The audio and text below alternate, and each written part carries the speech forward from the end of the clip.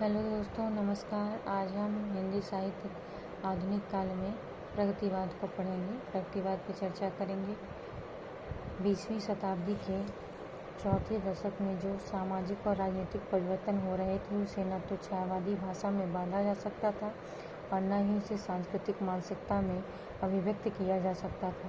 अतः हिंदी कविता के इतिहास में जीवन यथार्थ को केंद्रीय चेतना के रूप में धारण करने वाली प्रगतिवादी धारा का विकास हुआ।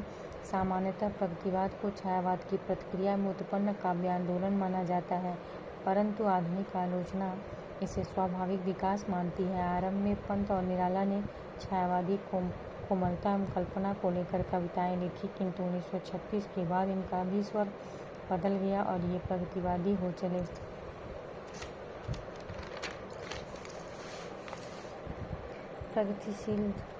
प्रगतिशील विचारधारा का आरंभ। प्रगतिशील विचारधारा का आरंभ सर्वप्रथम 1907 ईस्वी के आसपास इटली में मार्खेती द्वारा हुआ था, जिसके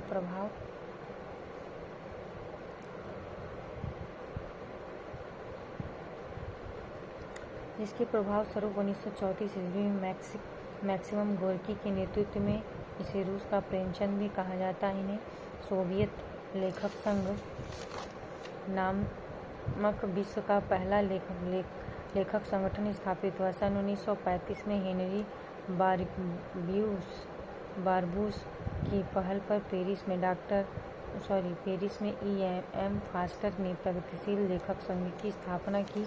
इसी समय जुलाई 1935 में इंग्लैंड में मुल्क राज आनंद, सज्जाद जहीर, ज्योति घोष ने K.M. भट्ट, हिरेन मुखर्जी, S. सिन्हा और मोहम्मद तासीन ने मिलकर भारतीय प्रगतिशील लेखक संघ का गठन किया। समाज में नवजागरण के बाद जागृति हुई उग्र चेतना रूस, इंग्लैंड में स्थापित समाजवाद तथा पश्चिमी देशों में प्रचारित कम्युनिज्म, साम्यवाद के सिद्धांतों से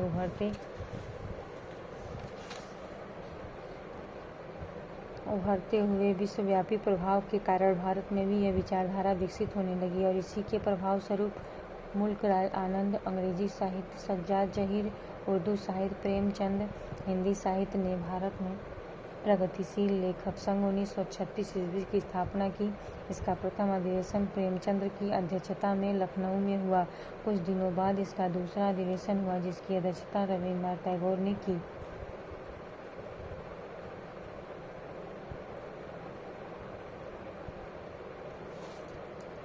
प्रेमचंद, मुल्कराज, सज्जाद जहीर, प्रगतिशील लेखक संघ 1936 लखनऊ।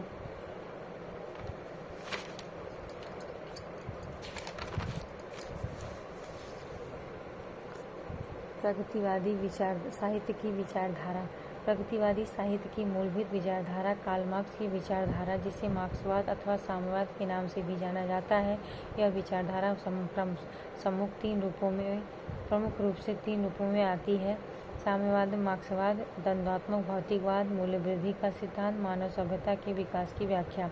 मार्क्स के अनुसार इस जगत की उत्पत्ति द्वंद्व से हुई। दो वस्तुओं के द्वंद्व से तीसरी वस्तु की उत्पत्ति होती है और यह क्रम बढ़ता चला जाता है। इस कारण से मार्क्स सृष्टि के निर्माता के रूप में परमात्मा को नहीं मानते, साथ ही स्वर्ग, नरक, आत्मा, पुनर्जन्म के सिद्धांत को भी नहीं मानते। इनके अनुसार यह भौतिक जगत द्वंद्व और संघर्ष से अपना विकास स्वयं करता है, साथ ही जगत की समस्याओं का समाधान भी इसी द्वंद्व में है।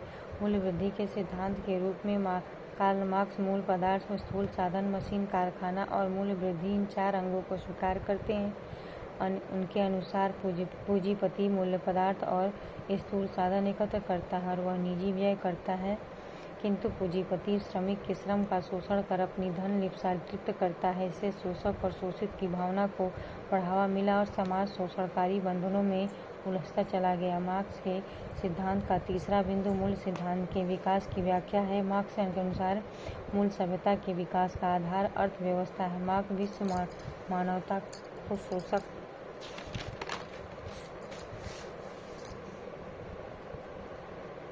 और शोषित वर्गों में बांटकर विश्व सभ्यता का इतिहास प्रस्तुत करते हैं। उन्हें विश्व सभ्यता के तीन युगों, दास प्रथा युग, सामंती युग, पूंजीवादी को शोषण का युग माना है और विश्व सभ्यता के चौथे युग जो मार्क्स की कल्पना है, साम्यवादी युग को आर्थिक समता का युग स्वीकार किया, क्योंकि इससे उत्पादन की सभी उपकरण तथा लाभ पर श्रमिकों का नियंत्रण होगा। शोषक और शोषित वर्ग की भावना भी समाप्त हो जाएगी। मार्क्स की धाराओं ने न केवल धर्म, समाज, दर्शन को बदला बल्कि साहित्य और कला को भी प्रभावित किया। प्रगतिवाद ने सौंदर्य को नए दृष्टिकोण से देखा और उसने वर्तमान जीवन में सौंदर्य खोजने का प्रयास किया। प्रसिद्ध मार्क्सवादी विचारक एन.जी. चेरनिशवस्की के शब्दों में कहें तो मनुष्य का जीवन सबसे सुंदर है, तो हम कह सकते हैं कि सौंदर्य ही जीवन है। प्रगतिवादी साहित्य के स्वदेश मानता है। स्वदेश का अर्थ किसी विशेष अभिप्राय से, विशेष दृष्टि से, विशेष भाव से कला की रचना है। प्रगतिवाद सामाजिक यथार्थ का इस प्रकार चित्रण करता है कि सड़ी गली शोषक व्यवस्था और विसंगतिग्रस्त शक्तियों का भी पर्दाफाश है। नई सामाजिक शक्तियों के संघर्ष को ऊर्जा, आस्था एवं आस्था बल मिले। प्रगतिवादी साहित्य जनता के लिए चित्रण करता है। यह कविता जो कि सामाजिक जीवन की वास्तविकता को लेकर चली है, जनता तक पहुँचना, जनता की बात करना उसका लक्ष्य रहता है। इसलिए वह छायावाद के सूक्ष्म भाव वाली भाषा को छोड़कर सामान्य प्रतिशील जनभाषा को अपना कर चली है। इसके प्रत्येक बिंब, प्रतीक, शब्द एवं मुहावरे भी जनजीवन के बीच से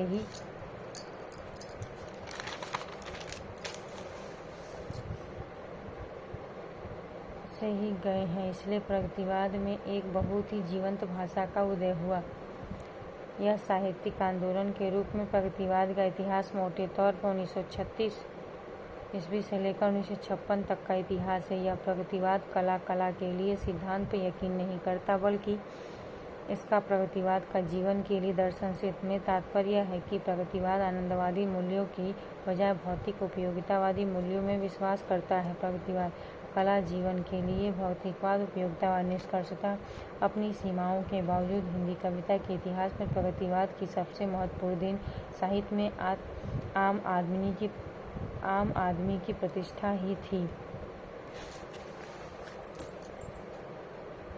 यह एक निरंतर विकासशील धारा है जिसने नए काव्य, विवेक और रचनात्मक लक्ष्यों का सूत्रपात किया। यथादृष्टि की कथित एकांगिता के बावजूद यह कविता जीवन के प्रति दायित्व को प्रस्तावित करती है। उसका दबाव आगे आने वाली कविता पर लगातार बना रहा। कविता को कलात्मक उलझनों से मुक्त कर उसमें अपने समय की सच्चाइयों को चित्रित कर प्रगतिवादी कविता में इतिहास के बहुत बड़े दायित्व का निर्वाह किया। हिंदी कविता के इतिहास में प्रगतिवाद एक प्राणवान आंदोलन था और समकालीन कविता से लेकर वर्तमान कविता तक में इसकी गूंज महसूस की जा सकती है। इस प्रगतिवादी कविता की प्रमुख प्रवृत्तियाँ निम्नलिखित हैं।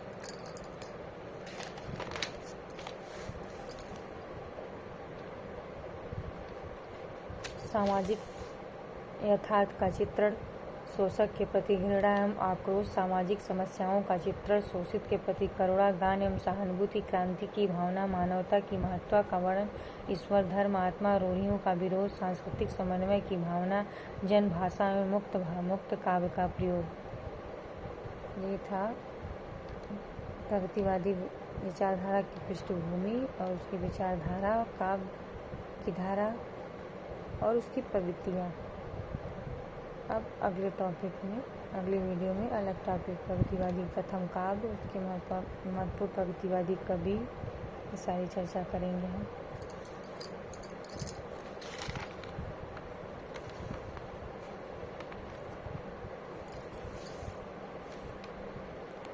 ठीक है, धन्यवाद। आपको अच्छा लगे तो लाइक करिए, शेयर करिए, सब्सक्राइब करिए और शेयर करिए। कमेंट में कुछ प्रश्न हो तो आप पूछ सकते हैं। धन्यवाद।